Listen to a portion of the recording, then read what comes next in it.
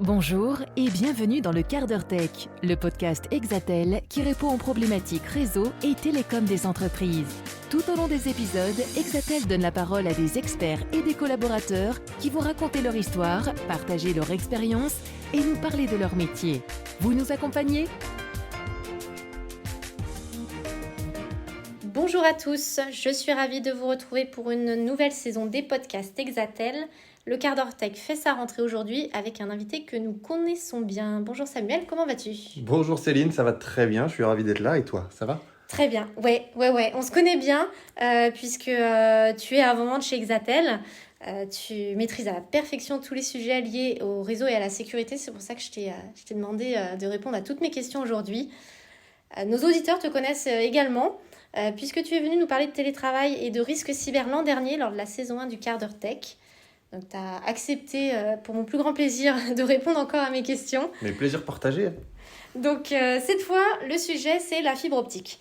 J'ai voulu qu'on parle de ce sujet du jour, la fibre optique, l'allié indispensable de vos communications, parce que nos usages numériques personnels comme professionnels évoluent, ils ne cessent d'augmenter, finalement on s'en rend bien compte jour après jour. On stocke nos données dans le cloud, on utilise des services hébergés et on communique de plus en plus via des solutions IP. Alors tu vas nous en dire plus juste après. Pour que tout ça fonctionne parfaitement, on va s'en rendre compte, il est essentiel d'avoir un bon réseau. Bien communiquer, c'est pas qu'une affaire de téléphone, de casque et de caméra bien réglée finalement. Et donc je voulais t'interroger aujourd'hui pour que tu nous expliques ça plus en détail tout au long de l'échange. Pour commencer d'ailleurs, est-ce que tu peux nous expliquer plus précisément et assez basiquement finalement ce qu'est un réseau de communication et comment ça fonctionne ? Oui, un réseau de communication, très simplement, c'est l'ensemble des infrastructures qui permettent aux entreprises d'échanger et de communiquer. On va distinguer deux grands domaines. Le réseau local, qui va se trouver en interne de l'entreprise, et le réseau d'accès, qui va lui se trouver en externe et qui va permettre à l'entreprise de s'ouvrir vers l'extérieur et de se connecter avec le monde. On constate depuis quelques années des changements assez profonds, notamment sur la localisation des informations, des services et des données. Beaucoup d'entreprises choisissent de supprimer les serveurs qui étaient en interne et de les héberger dans le cloud, ou même de souscrire d'ailleurs à l'utilisation de services ou d'applications métiers qui se trouvent elles aussi dans le cloud. Les accès sont également importants et même essentiels au quotidien, que ce soit pour l'accès Internet ou pour les communications téléphoniques ou de visioconférence.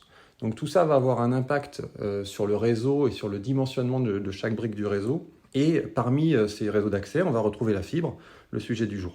Oui, tout à fait. La fibre optique, c'est une technologie de transmission de données dite filaire. Elle a donc un fonctionnement qui est un peu différent des technologies sans fil, donc le Wi-Fi, la 4G et la 5G, ce qui parlera au plus grand nombre.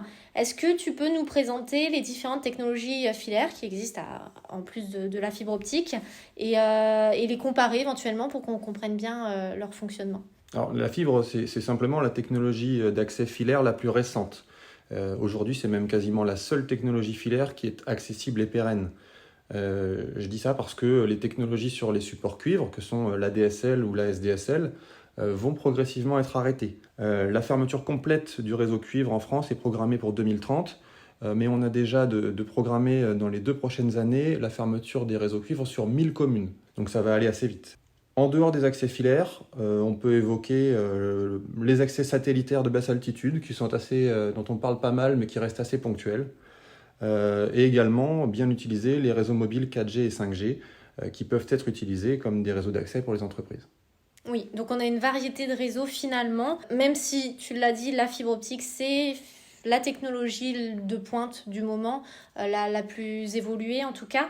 Est-ce que tu pourrais nous indiquer des caractéristiques techniques clés de la fibre optique et qui en font finalement un choix privilégié pour les réseaux de communication? Qu'est-ce qui fait, en comparaison avec la DSL par exemple, que c'est le must pour bien communiquer? En premier lieu, c'est le débit.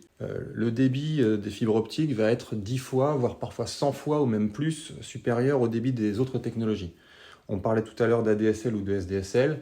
On va se donner des ordres de grandeur. Une ADSL, une SDSL, c'est 10 mégabits seconde. On parlait également de 4G, 5G, toujours en termes de grandeur, on va être sur 100 mégabits seconde. Avec une fibre optique, la base va être à 100 mégabits, mais on va pouvoir aller jusqu'au gigabit, donc 1000 mégabits, voire même au-delà du gigabit. Deuxième caractéristique importante, c'est la latence. La latence, c'est le délai de transit, le temps que les données vont mettre à parcourir du point A au point B.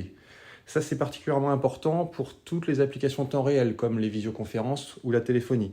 Mais la latence sur la fibre optique, elle va être particulièrement faible, mais aussi particulièrement stable dans le temps. Ces deux choses-là sont importantes. Troisième point, c'est la fiabilité. La fiabilité de la fibre optique est améliorée par rapport aux autres supports. C'est surtout vrai pour les fibres à débit garanti, un petit peu moins pour les fibres à débit mutualisé, même si tout ça s'améliore.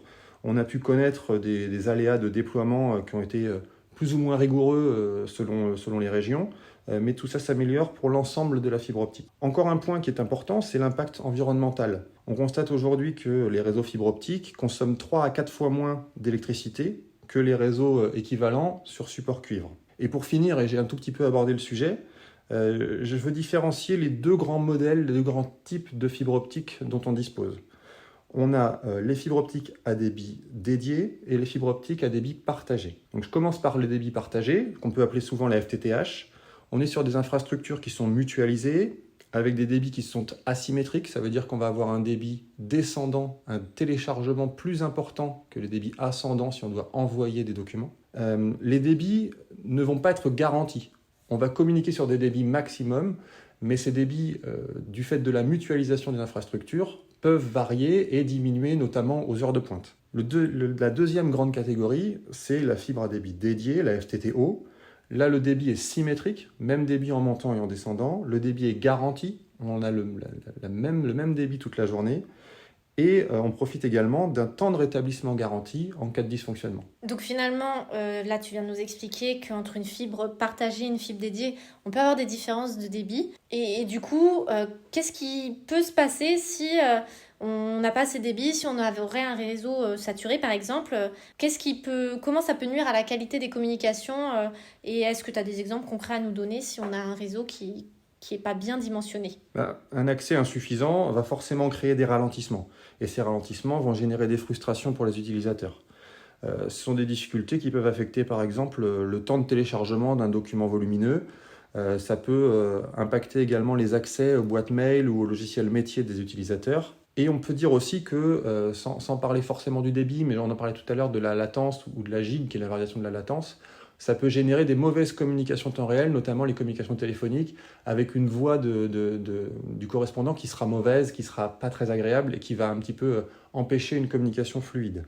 Au contraire, lorsqu'on a un réseau bien dimensionné, évidemment tout fonctionne bien, toutes les applications sont rapides et fluides, mais on voit aussi que ça peut générer des changements dans le comportement des utilisateurs. Un accès qui sera rapide et fiable va pouvoir amener les utilisateurs à consulter de plus en plus les documents en ligne, plutôt que de les télécharger, voire même de les imprimer. On peut également constater que les utilisateurs vont s'habituer au travail à distance et ils vont pouvoir réduire leurs déplacements physiques. Donc tout ça est positif pour les utilisateurs et puis pour la planète également. Voilà, ça a de nombreux atouts finalement. Donc pour ceux qui seraient convaincus ou qui ont de toute façon le besoin de passer à la fibre optique, puisqu'on l'a dit, le réseau cuivre va disparaître de toute façon à court ou moyen terme, quel conseil tu donnerais aux entreprises qui envisagent de passer à la fibre optique pour leur communication? Est-ce que tu as un ou plusieurs conseils clés?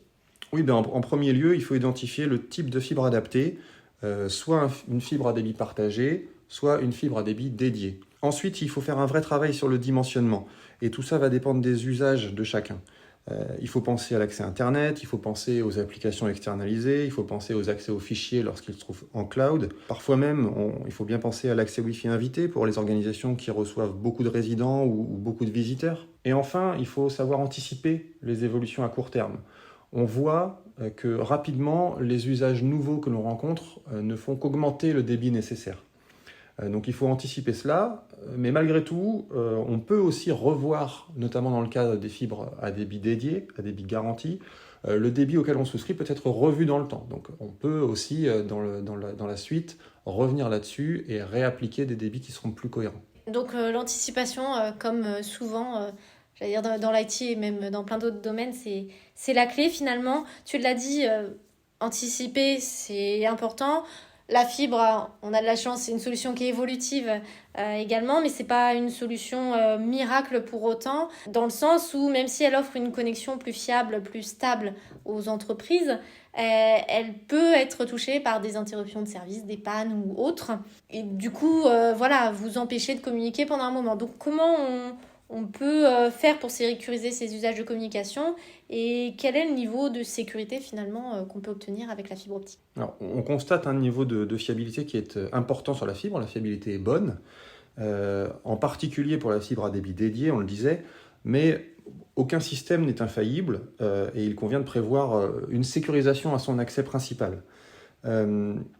Pour ce secours, j'invite souvent les dirigeants d'entreprise ou les responsables des systèmes d'information à se demander si l'activité de leur entreprise peut se passer des réseaux de communication pendant quelques heures, voire quelques jours. Et ça amène souvent à se poser la question et à définir le besoin de secours. On en a parlé, on dimensionne le lien principal en fonction de ses usages, mais on va de la même manière dimensionner son lien de secours, pour lequel on va accepter une certaine dégradation, puisque le secours ne va être effectif finalement que quelques heures ou quelques jours par an. Donc on peut se trouver, en fonction de son activité, on peut ou pas se trouver sur un réseau dégradé, mais on va identifier la solution qui sera la plus adaptée. En plus de sa fibre principale, on peut avoir une fibre à débit partagé, ou alors très souvent un accès 4G voire 5G.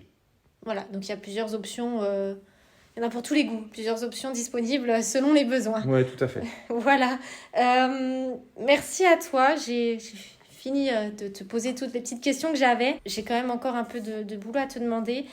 J'aime bien avoir des conclusions qui récapitulent finalement ce qu'on s'est dit en quelques points. Donc si tu as en quelques points très synthétiques ce qu'on doit retenir sur notre sujet, la fibre optique, l'allié indispensable de vos communications, parce que 3 petits points. Alors en premier, le réseau d'accès, c'est juste rappeler que c'est l'épine dorsale de l'ensemble du réseau de communication.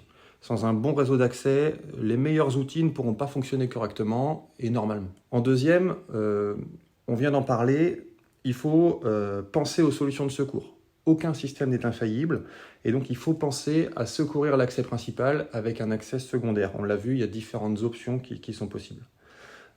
Et en troisième, c'est plus lié au contexte du moment. La fin du cuivre est programmée. De nombreuses communes vont devoir passer à autre chose que les réseaux sur support cuivre dans un futur proche. Et donc c'est le bon moment pour passer à la fibre optique et à profiter du très haut débit et de l'ensemble des usages qui y sont associés. Qui nous sont offerts, tout à fait. Merci, c'était très clair du coup. Avec grand plaisir. Voilà, on se remémore bien les points essentiels.